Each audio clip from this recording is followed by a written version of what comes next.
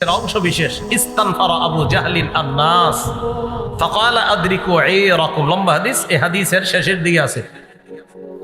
আবু জাহেল সমস্ত মানুষগুলাকে সদল বলে বের হওয়ার জন্য বলল, আর বলল তোমরা তোমাদের কাফেলাকে তাড়াতাড়ি রক্ষা করো। আবু জাহেল 1000-এর একটা বাহিনী নিয়ে রওনা করছে। কয় হাজার?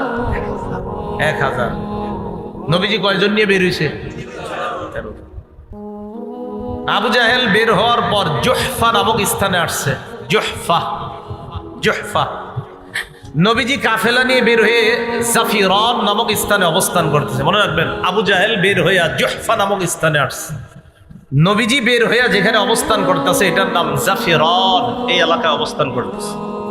ইতিমধ্যে আবু সুফিয়ান যখন সমুদ্রের তীর দিয়া নিরাপদে মক্কার কাছাকাছি চলে যাচ্ছে, সংবাদ পাঠায়া দিছে আবু জাহেলের কাছে যে আর যুদ্ধ করার দরকার নাই, ফিরে আসতে বলো। ওই যে যারা জুহফায় গিয়ে অবস্থান করছে আবু জাহেল, আবু জাহেল তো মদিনার মুসলমানদেরকে উৎখাত করার উদ্দেশ্যে রওনা করছে। তো জুহফা নামক এলাকায় আসার পর আমি আপনাদের এখানে আসবো, ইটা খোলা আসার পর একজন বললো আসা দরকার নেই, চলে যান। বুঝে আসছে কথাটা? তো ঠিক এইভাবে আবু জাহেল বের হয়েছে, জুহফা নামক স্থানে আসছে। আসার পর আবু সুফিয়ান সংবাদ পাঠায় দিছে যুদ্ধ করার আর দরকার নাই, ফিরে আসো, আমরা নিরাপদে মক্কায় পৌঁছে গেছি। তাহলে জিহাদের আর দরকার নাই, যুদ্ধের আর দরকার নাই। আবু জাহেল সাথীদের সাথে পরামর্শ করে বলল মুসলমানদেরকে একটা শিক্ষা দেওয়া দরকার, যেহেতু বের হয়ে গিয়েছি অতএব ফিরে যাওয়া আর দরকার নাই, এইগুলারে দুনিয়া থেকে বিদায় কইরা এরপর আসবো, চলো। নর্তকীদেরকে নাচাইতে নাচাইতে অস্ত্রে শস্ত্রে সুসজ্জিত হয়ে 1000-এর বাহিনী নিয়ে আবু জাহেল আর তার সাথীরা রওনা করছে। কি না, যুদ্ধই করবে, ফায়সালা হবে, মুসলমানদেরকে বিদায় করবে দুনিয়া থেকে। রসুল তখন জাফিরান নামক স্থানে সংবাদ পাইল যে আবু সুফিয়ান তো নিরাপদে সমুদ্রের তীর দিয়ে চলে গেছে। এদিক দিয়ে আবু জাহেল হুজুর রওনা করে জুহফা নামক স্থানে আসছে। আসার পর আবু সুফিয়ান চলে যেতে বলেছে, কিন্তু আবু জাহেল যাচ্ছে না। আবু জাহেল আমাদেরকে উৎখাত করার জন্যই আসতেছে। রাসূলুল্লাহ সাল্লাল্লাহু আলাইহি সাল্লাম তখন বললেন কি করা যায়? তো রাসূলুল্লাহ সাল্লাল্লাহু আলাইহি সাল্লাম বললেন আশিরু আলাইয়া আইয়ুহান নাস, ও সাহাবারা তোমরা পরামর্শ দাও আমারে। ফাকামা আবু বকর ওয়া ক্বালা ওয়া আহসানা, আবু বকর সিদ্দিক রাদিয়াল্লাহু তাআলা আনহু দাঁড়াইলেন, খুব চমৎকার ভাষণ দিলেন আর বললেন কোনো সমস্যা নাই, চলেন আমরাও যাই। সুম্মা কামা উমর ইবনুল খাত্তাব ওয়া ক্বালা ওয়া আহসানা, ওমর রাদিয়াল্লাহু তাআলা আনহু চমৎকার ভাষণ দিলেন, তবে নবীর টার্গেট অন্য কিছু। নবীজি চাইতেছে শুধু মুহাজিররা কেন বলে, মুহাজিররা তো 82 জন মাত্র, আনসার তো 231 জন, তো আমার মুহাজির সাহাবারা কেন বলে? আরে তাদের থেকে কেউ কিছু কেন বলে না? তো রাসূলুল্লাহ সাল্লাল্লাহু আলাইহি সাল্লাম যখন প্রথমে বললেন যে এরকম কাফেলা তো আসতেছে, কি করা যায়? তো প্রথম জবাব ছিল সাহাবাদের এরকম, কুলনা, আমরা বললাম আজকে আমাদের এই পরিমাণ শক্তি নাই যে তাদের সাথে লড়াই করতে পারবো। কারা? সাহাবাদের বক্তব্য যে এই পরিমাণ শক্তি নাই যে লড়াই করতে পারবো আমরা। তখন নবীজি চিন্তা করলেন কি করা যায়, খালি পরামর্শ চায়। তো মুহাজির সাহাবীদের মধ্যে আবু বকর দাঁড়ায় বললেন চলেন, ওমর বললেন চলেন, কিন্তু নবীজির টার্গেট অন্য কিছু, যে আনসারদের কেউ দাঁড়ায় না কেন? ফাকামাল মিকদাদ রাদিয়াল্লাহু তাআলা আন, আনসারদের মধ্যে মিকদাদ রাদিয়াল্লাহু তাআলা আন সাহস করে দাঁড়িয়ে গেলেন। আনসারদের মধ্যে হযরত মিকদাদ দাঁড়ানোর পর তার বক্তব্যটা বুখারীতে আসছে, সহিহ বুখারীর 4609 নম্বর হাদিসে আসছে। قال المقداد رضي الله تعالى عنه لرسول الله صلى الله عليه وسلم لا نقول لك كما قالت بنو إسرائيل لموسى فاذهب أنت وربك فقاتلا إنا هاهنا قاعدون ولكن امضي أنت ونحن معك وفي رواية ونحن معك مقاتلون। মিকদাদ রাদিয়াল্লাহু তাআলা আনহু দাঁড়ায় বললেন, হুজুর আমরা আপনাকে ওই কথা বলবো না যেই কথা বনি ইসরাইল মুসা নবীরে বলছে। মুসা নবী যখন বনি ইসরাইলকে বলছে চলো আমরা জালেমদের বিরুদ্ধে লড়াই করব, তখন বনী ইসরাইল মুসা নবীরে বলছে, আপনি আর আপনার রব গিয়া লড়াই করেন, আমরা এখানে বসে অপেক্ষা করতেছি। নাউজুবিল্লাহ। মিকদাদ বললেন, হুজুর আমরা আপনাকে এটা বলবো না, আপনি চলেন ডানে বামে সামনে পিছনে, আমরা আপনার সাথে থেকে আমরা মাঠে লড়াই করব। চলেন। যখন হযরত মিকদাদ রাদিয়াল্লাহু তাআলা আনহু বলছে আপনি চলেন, হাদিসে আসছে ফাকান্নাহু সুররিয়া আনহু, রাসূলের চেহারা থেকে, চেহারা মুবারক থেকে পেরেশানির ছাপ মুহূর্তেই দূর হয়ে গেছে। মুহাজিরা বক্তব্য দিচ্ছিল, নবীজি খালি কয় আরে বলো না, আরো বলো। চাইতেছে আনসারদের কেউ বলুক, কারণ তাদের সংখ্যা তো বেশি। এতটুকু বুঝে আসছে সবার? আচ্ছা। আবু জাহেলের নেতৃত্বে কাফেররা চলে আসছে বদর নামক স্থানে। আইসা তারা আগে আগে পানির কাছাকাছি নিরাপদ জায়গা বেছে নিয়ে সুন্দর একটা জায়গা তারা বেছে নিচ্ছে কাফেররা। রাসূলুল্লাহ সাল্লাল্লাহু আলাইহি সাল্লাম সাহাবাদের দল নিয়ে বদর প্রান্তরে গিয়ে উপস্থিত হয়ে এমন একটা জায়গা, যেই জায়গায় প্রচুর বালু আর পানি নাই নাগালের মধ্যে, খুব ভয়ঙ্কর অবস্থা, ওই জায়গায় সাহাবাদেরকে নবীজি বসলেন। তাহলে এখন কি পর্যন্ত মনে হচ্ছে দল বেশি কাদের? কত? সাহাবাদের কয়জন? 313 জন। কাফেররা কি নিরাপদ স্থানে না সাহাবারা? কাফেররা। পানির কাছে কারা? বালুরময় স্থানে কারা? সাহাবারা। তো নবীজি সাহাবায়ে কেরামের দল নিয়ে, মুসলমানরা বলেন সমস্যা নেই, মুসলমানদের দল সাহাবাদের দল নিয়ে অবস্থান নিলেন। রাতের বেলা আল্লাহ পাক রব্বুল আলামিন রহমতের একটা বৃষ্টি দিয়ে দিলেন, সাহায্য শুরু হয়ে গেল। বৃষ্টি আসার পর ঘটনা কি ঘটলো? বালুর যে জমিনগুলা, বালুগুলা জৈমা, ওই জমিনটা হয়ে গেছে সুন্দর। আর সাহাবারা ছোট্ট ছোট্ট গর্ত কইরা পানি জমা করলো, আর কাফেরদের নিরাপদ জায়গাটা সেখানে বৃষ্টিতে কাদাযুক্ত হয়ে সাহাবাদেরটা আল্লাহ নিরাপদ করে দিলেন কুদরতি গাইবি আর আল্লাহর আসমানি সাহায্য দ্বারা। তাহলে বলেন তো রাতের আগে নিরাপদ স্থানে ছিল কারা? মুহূর্তের মধ্যে আসমানি ফায়সালায় নিরাপদ স্থানে আল্লাহ কাদেরকে রেখে দিলেন? মুসলমান। এটা আল্লাহর সাহায্য। 17ই রমজান শুক্রবার দিন লড়াই শুরু হয়ে যাবে। কত রমজান? 17ই রমজান। রাতে রাসূলুল্লাহ সাল্লাল্লাহু আলাইহি সাল্লাম, হযরত ওমর ইবনুল খাত্তাবের বর্ণনা, মুসলিম শরীফের বর্ণনা, 4480 নম্বর হাদিস। ওমর ইবনুল খাত্তাব রাদিয়াল্লাহু তাআলা আনহু বলেন, লাম্মা কানা ইয়াউমু বদরিন নাযারা রাসূলুল্লাহ সাল্লাল্লাহু আলাইহি ওয়াসাল্লাম ইলাল মুশরিকিনা ওয়া হুম আলফুন ওয়া আসহাবুহু 319 রাজুলা। বদর যুদ্ধের দিন রাসূলুল্লাহ সাল্লাল্লাহু আলাইহি সাল্লাম মুশরিকদের দিকে একটু তাকাইলেন। তাকানোর পর দেখলেন তারা হাজার সংখ্যায়, আর মুসলমানদের সংখ্যা 313 জন। নবীজি সাল্লাল্লাহু আলাইহি সাল্লাম এই অবস্থা দেখা প্রথমে মুশরিকদেরকে দেখলেন। এখান থেকে একটা শিক্ষা দেখেন। ফাস্তাকবালা নবিয়ুল্লাহ সাল্লাল্লাহু আলাইহি ওয়াসাল্লাম মুস্তাকবিলাল কিবলা। ফাস্তাকবালা নবিয়ুল্লাহ সাল্লাল্লাহু আলাইহি ওয়াসাল্লাম আল কিবলা। রাসূলুল্লাহ সাল্লাল্লাহু আলাইহি সাল্লাম কিবলার দিকে ফিরলেন।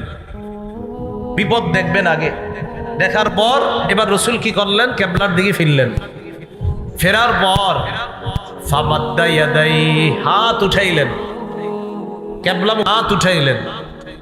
ফাজআলা ইয়াহতিফু বিরাব্বিহি, আল্লাহর কাছে কান্না করতে করতে বলতে লাগলেন, আল্লাহুম্মা আনজিজলি মা ওয়া'আদতানি। আল্লাহ আপনি আমাকে যেই ওয়াদা করেছেন মাওলা, ওই ওয়াদা আপনি পুরা করেন। ওয়া আতিমা ওয়া'আদতানি, আপনি যেই ওয়াদা আমাকে দিয়েছেন এই ওয়াদার ফলাফল আমাকে আপনি দান করেন। আল্লাহুম্মা ইন তাহলিক হাদিহিল ইসাবাতু মিন আহলিল ইসলাম ফালান তু'বাদ বা'দু ওয়া ফি রিওয়ায়া ফালা তু'বাদ। মুসলমানদের এই দলটা যদি মাবুদ আজকে ধ্বংস হয়ে যায়, আপনার ইবাদত করার মতো আর কোনো মানুষ থাকবে না। নবীজি কান্তা করতে লাগলেন, ওয়া সাকাতা রিদাউহু আন মানকিবাই, হাত উঠাইতে উঠাইতে এক পর্যায়ে আল্লাহর নবীর চাদর মুবারক কাঁধ থেকে পড়ে যায়। হাত এত উঠাইছে চাদর পড়ে গেছে। ফাতাহু আবু বকরিন, আবু বকর পিছনে আসলেন, আসার পর আখাযা রিদাআহু, চাদরটা নিলেন, ওয়া আলকাহু আলা মানকিবাই, চাদরটা আল্লাহর নবীর কাঁধ মুবারকের মধ্যে দিয়ে দিলেন। ওয়ালতাজামাহু মিন ওয়ারাইহি, আল্লাহর নবীকে পিছন থেকে আবু বকর জড়ায়া ধরলেন। সুবহানাল্লাহ, কাঁদতেছে, চাদরটা দিয়া জড়ায়া ধরছে আর বলতেছে, কাফাকা মুনাশাদাতুকা রাব্বাক, যথেষ্ট দোয়া করছেন, আপনার রব আপনার জন্য যথেষ্ট, আপনি যথেষ্ট বলেছেন। আমি আবু বকর আপনাকে বলছি, ফাইন্নাহু সায়ুনজিজু লাকা মা ওয়াদাকা, আপনার রব যেই ওয়াদা করেছেন অবশ্যই আপনাকে দান করবেন। আপনি যথেষ্ট কান্না করছেন। মুসলমানদের শক্তির নাম দোয়া, মুসলমানদের শক্তি চোখের বাণী। আবু বকর সিদ্দিক রাদিয়াল্লাহু তাআলা আনহু বলার পর রাসূলুল্লাহ সাল্লাল্লাহু আলাইহি সাল্লাম দোয়া করতেছে, ফানজালাল্লাহ, আল্লাহ আয়াত নাযিল করে দিলেন, ইয তাস্তাগীসুনা রাব্বাকুম ফাস্তাজাবা লাকুম, যখন তোমরা দোয়া করছিলে আল্লাহর কাছে সাহায্য চাইছিলে, তোমাদের দোয়া আল্লাহ এই বলে কবুল করলেন, আন্নী মুমিদ্দুকুম বিআলফিম মিনাল মালাইকাতি মুরদিফিন, আমি আল্লাহ তোমাদেরকে পালাক্রমে 1000 ফেরেশতা দিয়ে সাহায্য করব। কাফেরদের সংখ্যা কত? সাহায্য করুক 1000, যদি আরো ব্যাখ্যা আছে। রাসূলুল্লাহ সাল্লাল্লাহু আলাইহি সাল্লাম, এটা মুসলিম শরীফের হাদিস, এখনো শেষ হয় না, এতটুকু রাখেন।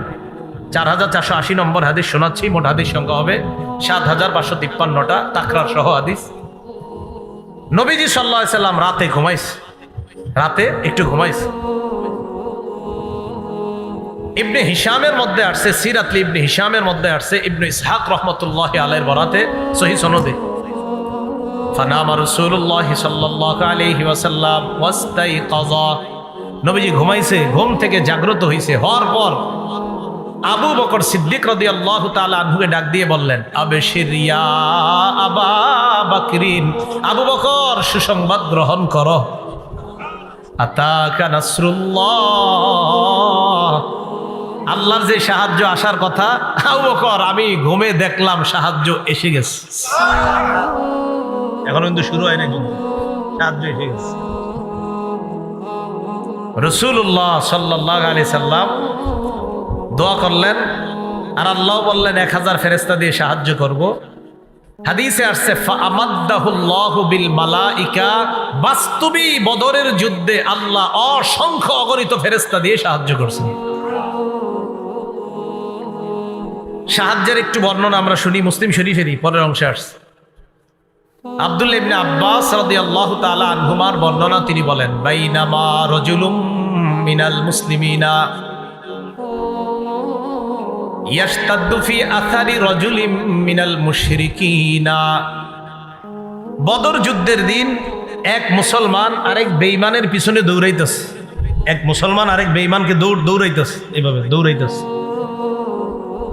ইদ সামিআ সাউতান বিদ্দরবাতি ফাওকাহু ওয়া সাউতাল ফারিস, হঠাৎ তিনি একটা চাবুকের আওয়াজ শুনলেন উপর থেকে, আরেকজন ঘোড়সওয়ারের আওয়াজ, ইয়াকুলু, যে বলতেছে, আকদিম হাইজুম, হাইজুম তুমি সামনে যাও।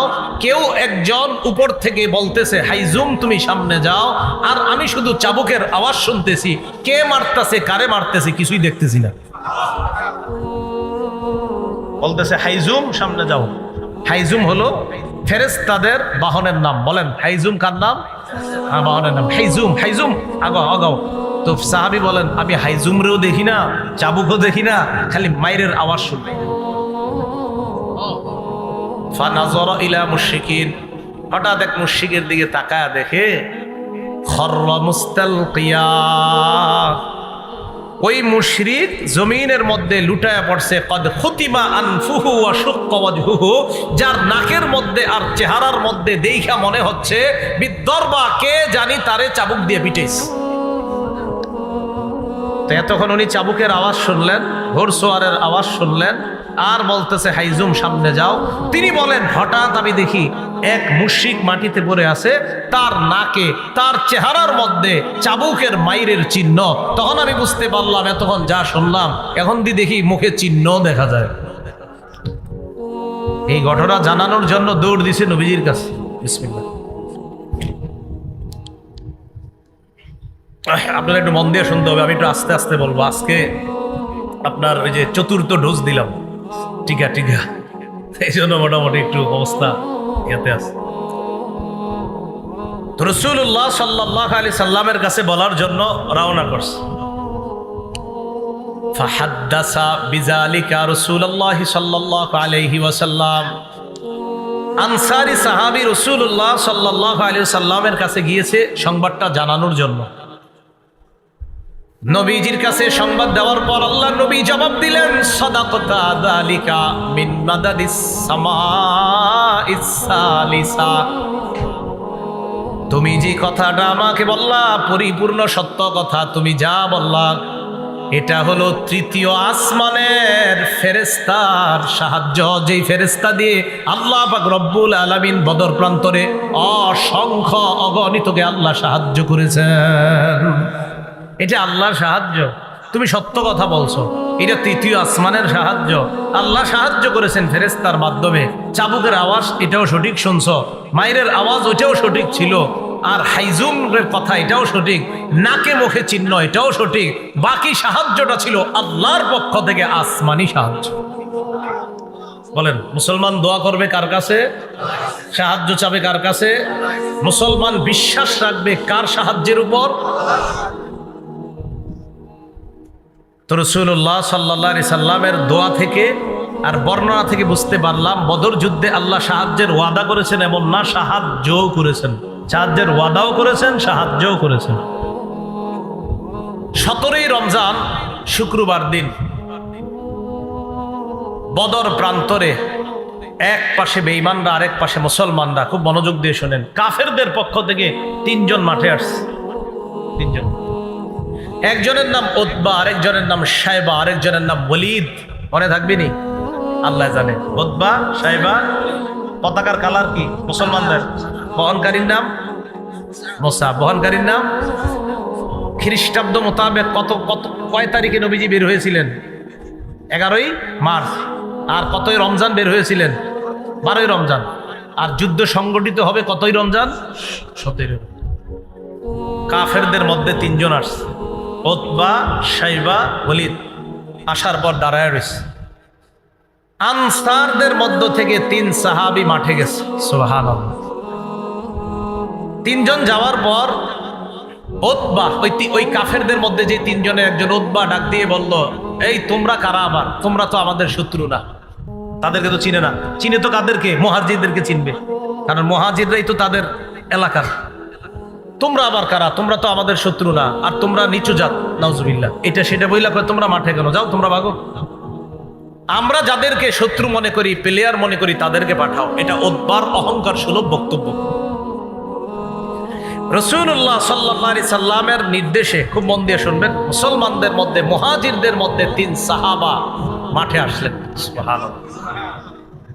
একজন হযরত আলী রাদিয়াল্লাহু তাআলা, আরেকজন হযরত হামজা, আরেকজন উবাইদা রাদিয়াল্লাহু তাআলা। তাহলে প্রথমে আনসাররা আসছিল, তারা কয় না তোমরা দরকার নেই, আমাদের গোত্রের যেগুলো আছে সেগুলো পাঠাও। নবীজির নির্দেশে হযরত আলী আসলেন, হযরত হামজা আসলেন, হযরত উবাইদা আসলেন। খুব মন দিয়ে যদি শোনেন কথাগুলো মনে রাখা যাবে।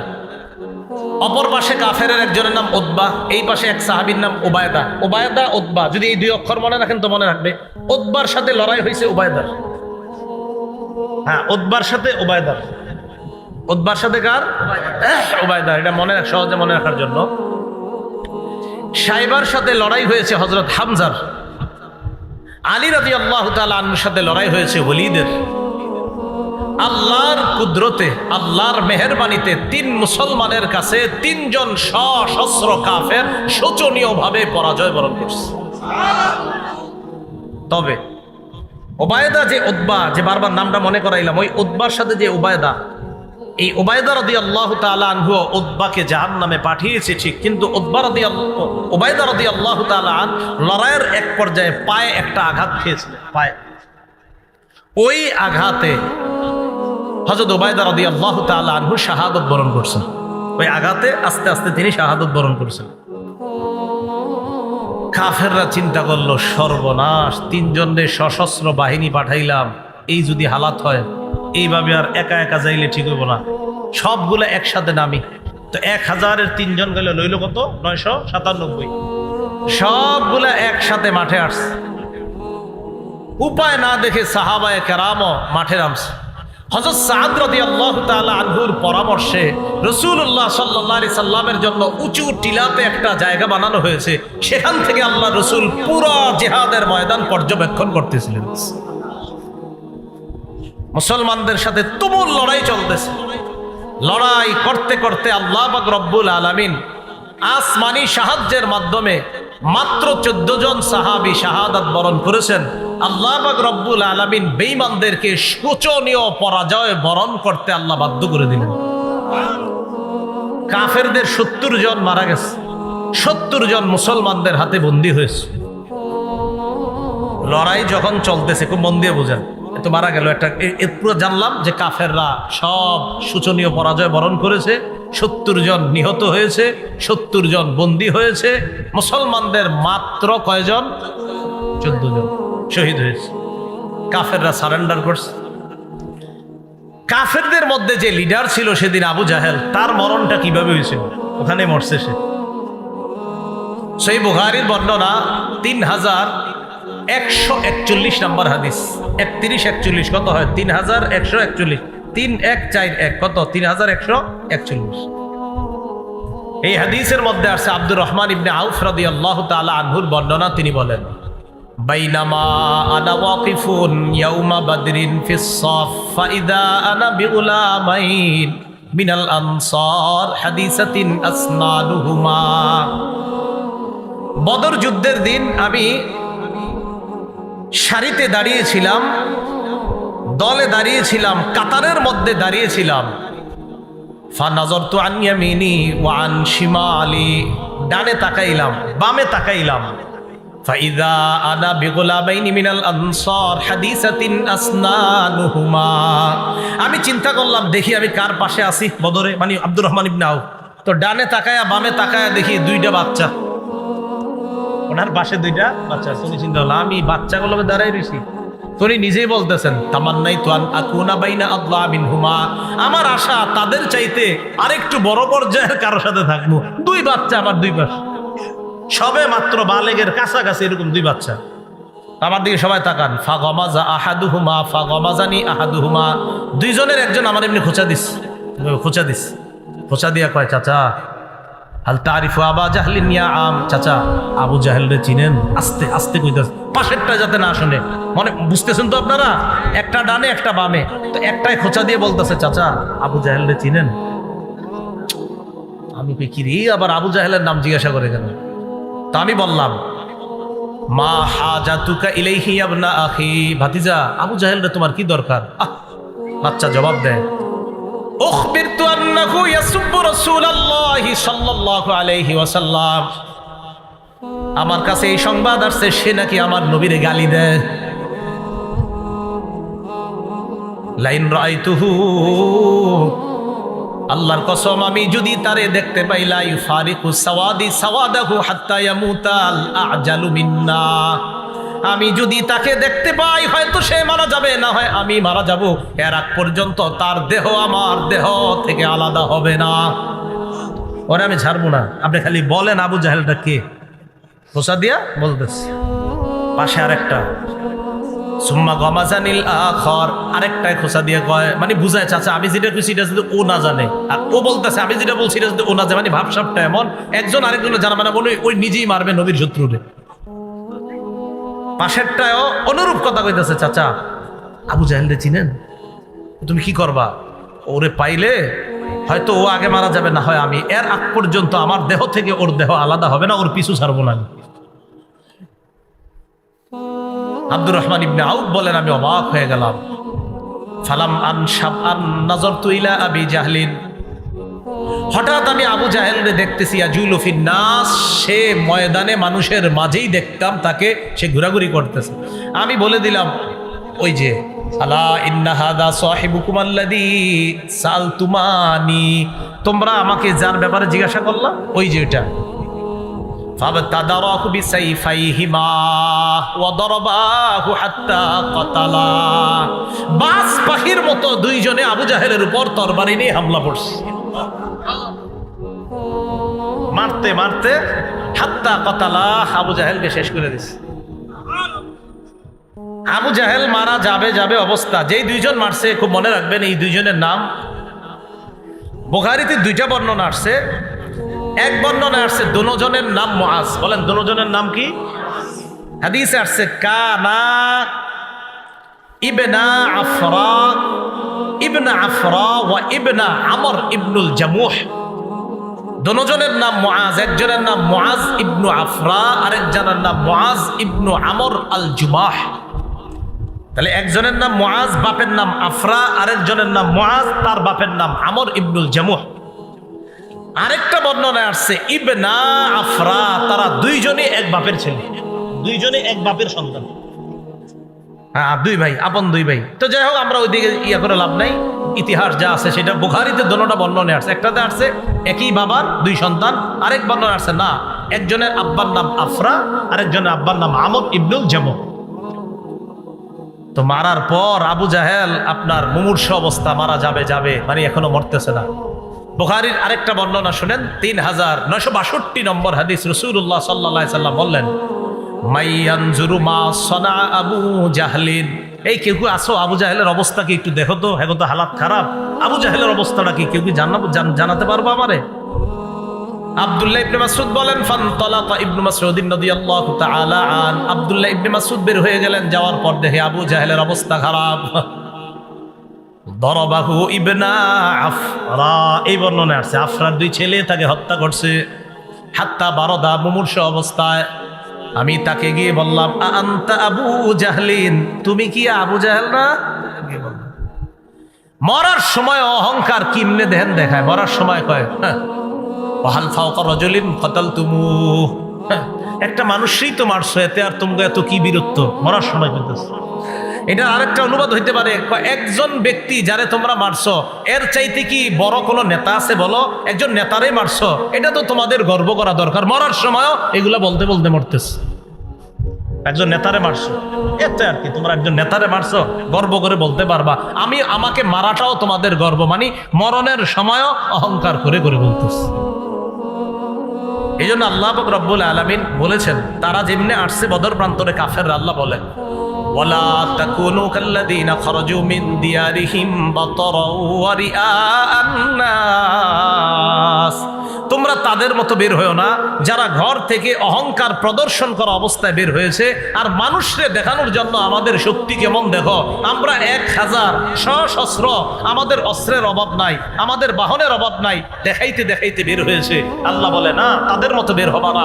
কাম মিন ফিআতিন কালিলাতিন গালাবাত ফিআতান কাসীরাতান বিইজনিল্লাহ, আল্লাহ বলে শোনো, আমি আল্লাহর হুকুমে কত ছোট দল কত বড় দলকে পরাজিত করছে, কোনো ব্যাপার না। আমি আল্লাহর সাহায্য যদি থাকে, বড় আর ছোট ব্যাপার না, আল্লাহর সাহায্য থাকলে বিপরীত পক্ষ যতই বড় হোক না কেন, সেই বড় কোনো কাজ হবে না। সাহায্য থাকতে হবে কার? এই যুদ্ধে কাফেরদের যে বড় বড় লিডার প্রায় সবাই আসছে, আবু লাহাব আসে নাই। কে আসে নাই? আবু লাহাব আসে নাই। ঋণ ছিল, ঋণগ্রস্ত ছিল, এই কারণে কোনো কারণে সে আসতে পারে নাই। আরেকজন লিডার যে আসতে চায় নাই, তবে জোর করে আনছে। খুব মন দিয়ে শুনেন, আরেকজন নেতৃস্থানীয় লোক এই যুদ্ধে আসতে চায় নাই, জোর করে নিয়ে আসছে। নাম উমাইয়া ইবনে খালফ। কি নাম? তার ব্যাপারে বুখারীতে সুন্দর একটা বর্ণনা আছে, শুনবেন? এই উমাইয়া ইবনে খালফ কেন আসতে চায় নাই, শুধু এই প্রশ্নটা মনে রাখবেন। উমাইয়া ইবনে খালফ কোন যুদ্ধে যাইতে চায় নাই? বদরে। উমাইয়া ইবনে খালফ কাফের, বদরে যাইতে চায় নাই, কিন্তু জোর করে নিয়ে আসছে। কেন যাইতে চায় নাই মন দিয়ে শুনেন।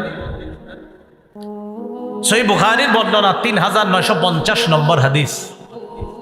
রসুলের সাহাবী সাদ ইবনে মুআজ রাদিয়াল্লাহু তাআলা আনহুর বর্ণনা, তিনি বলেন আন্নাহু কানা সাদিকান লি উমাইয়া ইবনে খালফ। এই সাদ ইবনে মুআজ উমাইয়া ইবনে খালফের বন্ধু ছিল। সাদ ইবনে মুআজ উমাইয়া ইবনে খালফের বন্ধু ছিল। ফাকানা উমাইয়া ইযা মাররা বিল মাদিনাতি নাযালা আলা সাদ। উমাইয়া ব্যবসার উদ্দেশ্যে যখন মদিনার উপর দিয়ে কোথাও যাইতো, তখন মেহমান হিসাবে সাদ রাদিয়াল্লাহু তাআলা আনহুর বাড়িতে অবস্থান করত। আবার বলছি, উমাইয়া মক্কা থেকে কোনো কাজে যদি মদিনার রাস্তা ব্যবহার করে কোথাও যাইতো, তো মদিনায় যাওয়ার সময় সাদ রাদিয়াল্লাহু তাআলা আনহুর ঘরে বন্ধুত্বের খাতিরে কিছু সময় অবস্থান নিত, এরপর আবার যেত। কথার কথা, মুস্তাকুন নবী সাহেব আপনাদের এলাকায় সবার খুব প্রিয়। অনেক সময় হুজুর কোনো মাহফিলে গেলে এই মাদ্রাসায় কিছু সময় অবস্থান নিতে পারে, আমার নেওয়া মনে হয়। অথবা নরসিংদীর কোনো মাদ্রাসায় হুজুর জোহরের সময় হইলো, নামাজ পড়লো, কিছুজন কথা বললো, অবস্থান নিল। তাহলে বোঝা গেল কি, আপনাদের সাথে এলেমের খাতিরে, ইসলামের খাতিরে একটা মহব্বতের কারণে কিছু সময় অবস্থান নিচ্ছে। ওই উমাইয়া বন্ধুত্বের খাতিরে মদিনার রাস্তা ব্যবহার করলে কি করত, ওই সাদ যেহেতু বন্ধুর বাসায় কিছুক্ষণ অবস্থান করত, 1-2 দিন যতক্ষণ মন চাইতো অবস্থান করত। আবার উল্টা, ওয়াকানা সাআদুন ইযা মাররা বিমাক্কাহ নাযালা আলা উমাইয়া ইবনে খালফ। হযরত সাদ যখন মক্কায় কোনো কাজে যাইতেন, তখন উমাইয়ার বাড়িতে বন্ধুত্বের খাতিরে অবস্থান করতেন। কথাটা বুঝে আসছে? আচ্ছা। ফালাম্মা কাদিমা রাসূলুল্লাহি সাল্লাল্লাহু আলাইহি ওয়াসাল্লাম আল মাদিনা ইনতালাকা সাআদুন মু'তামিরা, খারাজা সাআদুন মু'তামিরা। নবীজি মদিনা আসার পর একবার হযরত সাদ রাদিয়াল্লাহু তাআলা উমরা হজ করার উদ্দেশ্যে রওনা করছে মক্কায়। আলেম ছাড়া অন্যরা বলেন, বুঝে থাকলে বলেন তো, হযরত সাদ মক্কায় গেলে বন্ধুত্বের খাতিরে কার বাসায় অবস্থান করে? উমাইয়া। বলেন সবাই, কার বাসায়? তো গেছে উমরা করতে। উমরা করতে যাওয়ার পর বন্ধুরে বলছে উমাইয়া, উনজুরলি সাআতা খালওয়াতিন লাআল্লি আন আতুফা বিল বাইত। তুমি আমার জন্য এমন একটা সময় নির্ধারণ করবা, যেই সময় কাবার আশেপাশে কোনো মানুষ থাকবে না, আমি যেন একা একা সুন্দরভাবে তওয়াফ করতে পারি, এমন একটা সময় তুমি আমারে ঘর থেকে বের করে তওয়াফ করার ব্যবস্থা করে দিও। কথাটা বুঝে আসছে?